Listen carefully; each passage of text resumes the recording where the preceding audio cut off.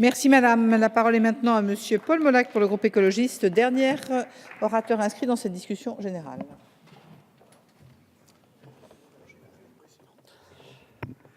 Madame la présidente, madame la ministre, monsieur le président de commission, mes chers collègues, après les propos de ma collègue Barbara Pompili, qui se voulait plus généraux sur l'avenir de France Télévisions, je vais me concentrer spécifiquement sur la nécessaire évolution de France 3.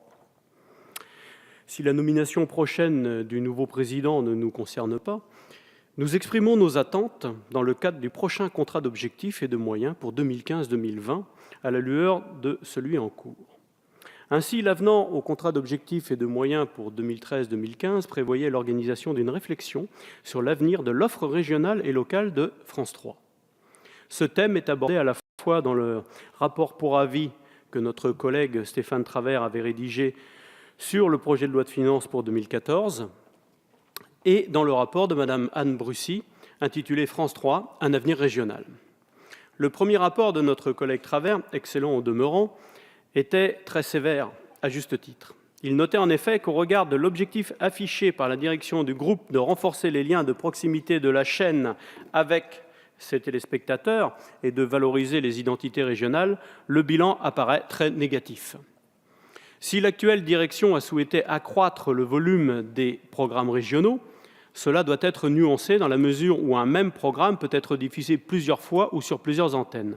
Surtout, les programmes régionaux sont diffusés sur des créneaux qui ne leur sont guère favorables, le matin ou tard le soir, avec peu de visibilité et de promotion. Ils sont même carrément supprimés lors des vacances scolaires et des grands événements sportifs.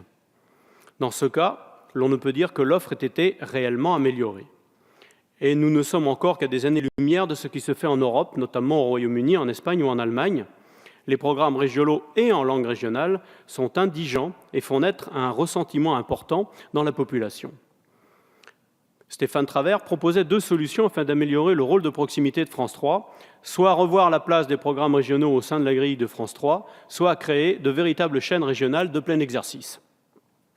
La première option est sa favorite. Elle consiste à inverser la logique pour faire de France 3 une chaîne régionale avec décrochages nationaux, et non plus une chaîne régionale avec des décrochages nationaux.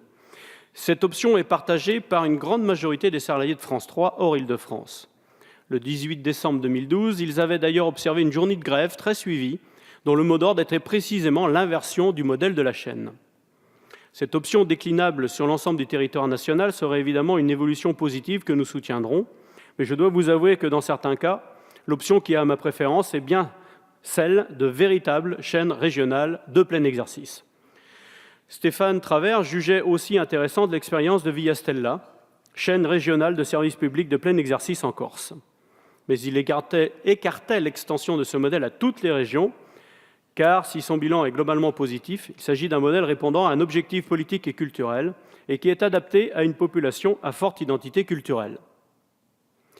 Cela me fait penser à une demande répondant en tout point aux critères de notre collègue, celle exprimée en Bretagne par les salariés et les délégués de France 3 Bretagne, par les représentants politiques et par la société civile. J'y reviendrai lors de la question que je poserai tout à l'heure à Madame la ministre. Le rapport d'Anne Brucy dit quant à lui que le réseau public pourra, dans les territoires pertinents, initier des expériences d'offres de compléments diffusées sur des canaux dédiés. Et pourtant, force est de constater que l'on ne voit rien venir, ni inversion dans la logique de France 3, ni initiative de chaînes publiques régionales de plein exercice, même là où il y a une forte demande. Le groupe semble d'ailleurs hésiter entre l'approche nationale et une approche plus décentralisée, comme le montre le tout récent rapport Schwartz. René Flimelin a aussi proposé au gouvernement une régionalisation des antennes. Mais le projet, jugé trop coûteux, avait été refusé par la ministre de l'époque. Concernant les coûts, des marges de productivité importantes existent. L'exemple de Via Stella est de ce point de vue très instructif. Le projet a suscité l'adhésion et fortement mobilisé les équipes, dont la productivité est aujourd'hui la plus élevée du groupe. L'ensemble des observateurs le constatent. Les antennes régionales pourraient produire beaucoup plus à moyens constants. D'ailleurs, les délégués régionaux et les syndicats qui nous interpellent très régulièrement expriment qu'il est particulièrement difficile aujourd'hui d'obtenir une prise d'antenne événementielle, ce qui entraîne frustration et découragement des équipes. Nous constatons également que la fermeture temporaire d'éditions locales devient une façon de réguler l'activité. En effet, les éditions locales jouent de facto un rôle de variable d'ajustement à l'évolution des ressources du groupe. Les équipes ont le sentiment que les arbitrages se font systématiquement au détriment de l'offre de proximité. Le rapport rendu par le sociologue Henri Vaquin à la demande de France Télévisions met l'accent sur le climat social dégradé et les risques psychosociaux au sein de l'entreprise publique. Les salariés de France 3 disent souvent leur désarroi et leur sentiment d'être quasiment déclassés. Au regard de tous ces éléments, et à la suite des conclusions de la mission confiée à Mme Brucy et du rapport de notre collègue Stéphane Travert, la réforme de France 3 devra faire l'objet d'un engagement résolu du président de France Télévisions et être inscrit au cœur du prochain mandat par le ministère de Totel. Dans la perspective du prochain contrat d'objectifs et de moyens pour 2015-2020, nous espérons qu'enfin le gouvernement effectue un choix clair afin de développer une vraie politique audiovisuelle en région. Je vous remercie.